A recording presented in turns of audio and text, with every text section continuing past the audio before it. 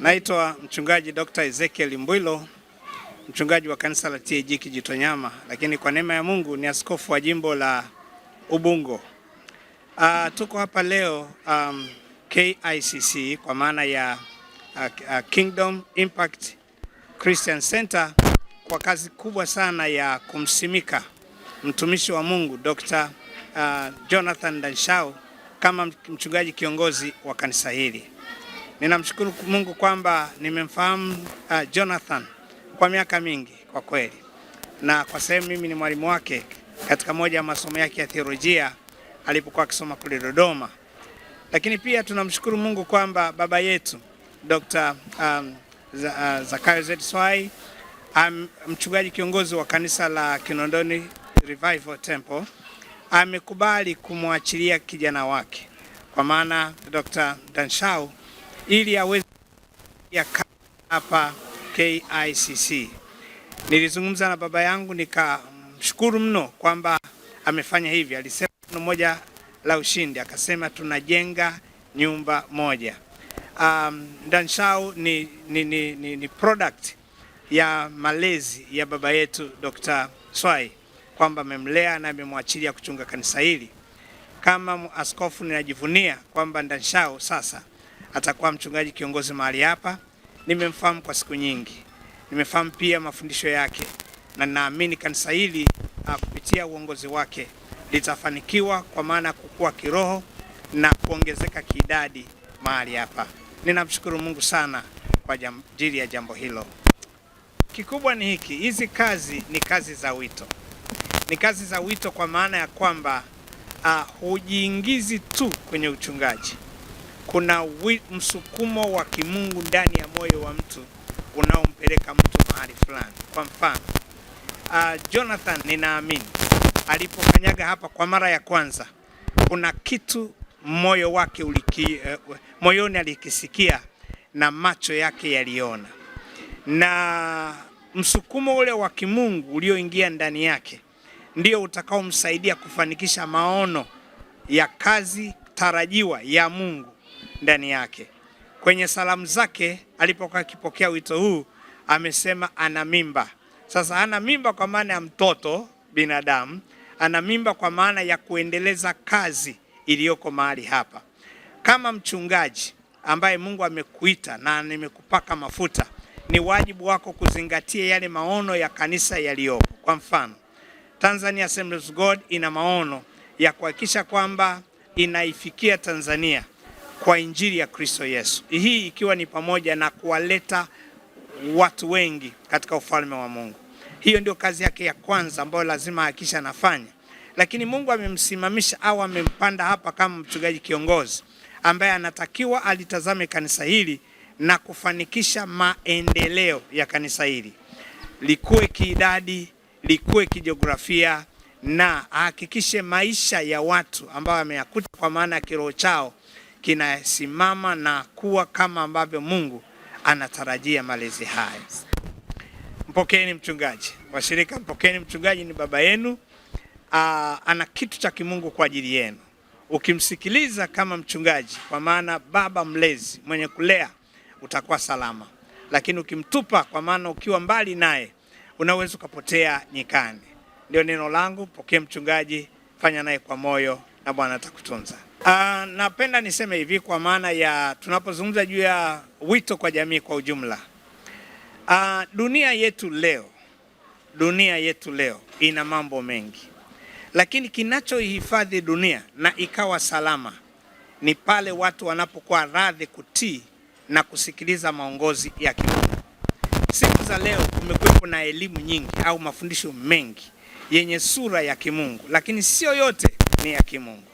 Ni vizuri kwanza kabisa kuwa na mtu sahihi kwa maana ya mlezi mzuri wa kiroho anayelifahamu neno la Mungu vizuri. Ukae na mtu huyo. Wengi wana majina makubwa na wamejitahidi wawezavyo kujitambulisha vile walivyo, lakini utu wao kwa maana utumishi wao haulingani vizuri na neno la Mungu. Mimi nasema hivi, jamii inayotuzunguka ikipata mlezi mzuri kwa maana ya mwalimu mzuri wa kiroho anayeweza kuwafundisha, anayeweza kuwasaidia, anaweza kuwakumbatia, watapona katika mambo mbalimbali yanayowazunguka. Uponyaji wa kweli wa mwanadamu upo katika neno la Mungu. Kwa tunahitaji walimu wazuri wa neno la Mungu, na Ndanshaw ni mmoja wao. Bwana Yesu asifiwe.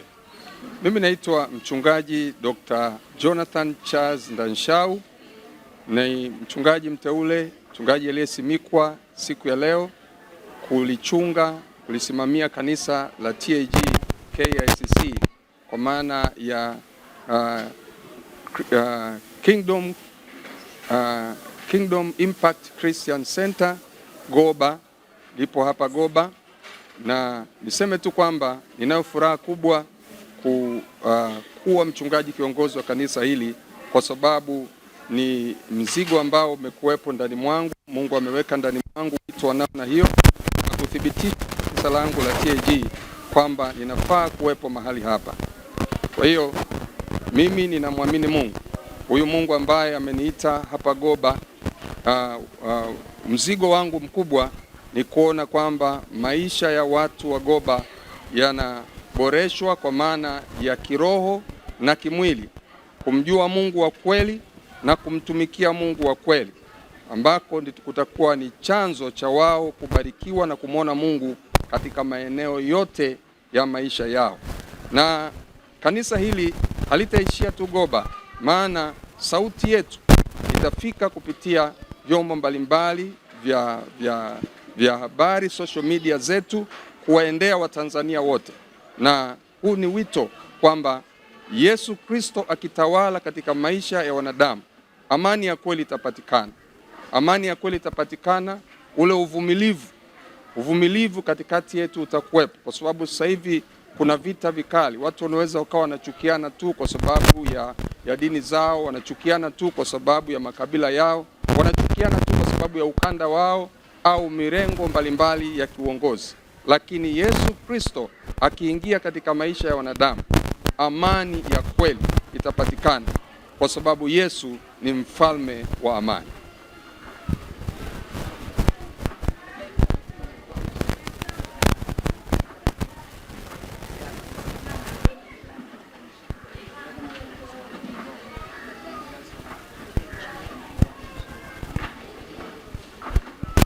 Suala la maridhiano, kutokana na ile tume ambayo imepewa dhamana ya kufanya uchunguzi, kuleta matokeo, yale matokeo yatakapokuja ndiyo yatakaotoa picha au dira ya namna gani tunaelekea wapi kwenye maridhiano. Kwa hiyo maridhiano yatachangiwa sana na ripoti ile ya tume. Kama itakuja ripoti nzuri iliyo sheheni au kuchukua maeneo yote, hasa zile hisia ambazo ni kali miongoni mwa wananchi, wengine wamepoteza wapendwa wao, wengine hawajui hatima ya wapendwa wao wako wapi, ikoje, lakini ile tume ikija kwa hekima na busara, najua kabisa kwamba maridhiano yanaweza kufanyika vizuri.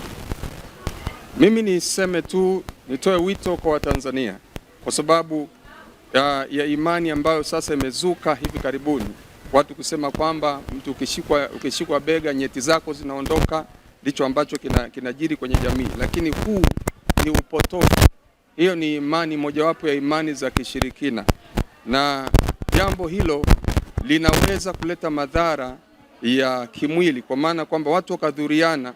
Ni kama vile ilivyokuwa watu wanaoangalia wakongwe vibaya, watu wakiwa na macho mekundu wanaona kama ni mchawi, huyu hafai kwenye jamii, lakini ukweli ni kwenda kimwili. Huko ni kwenda kimwili.